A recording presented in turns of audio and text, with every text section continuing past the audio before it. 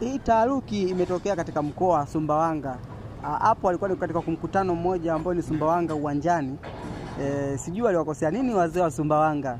Na kama unavyojionea kikatokea kimbunga kikali sana. Watu wakaanza kukimbiana. Unajua bwana, Sumbawanga ni mkoa ambao watu wanaogopa sana. Hii video imetokea Sumbawanga, mkoani Sumbawanga huko. Kitokea kimbunga kikali sana kikazunguka katika uwanja hapo, ilikuwa ni uwanja mmoja wa mkutano. Watu walikuwa wanakusanyika, sio wanajadili nini kuhusu maendeleo ya kijiji cha Sumbawanga cha mkoa wa Sumbawanga.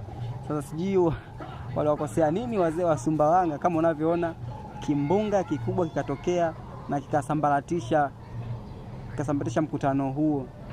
Hawa ni wazee wa Sumbawanga kama unavyojionea. Lakini kuna wamama hapa walikuwa hawaogopi kabisa kitu kama hicho, yani hawana imani hizo. Na inasemekana ni imani za kishirikina za mkoa wa Sumbawanga. Lakini kama unavyoona hapo ni kimbunga kikali sana kinatokea hicho. Kimbunga kikali sana. Na kilikuwa kinawafuata watu, lakini wamama wakulu walikuwa waogopi, wengine wanapiga picha. Lakini kuna mama alikuwa anapiga picha anaogopa.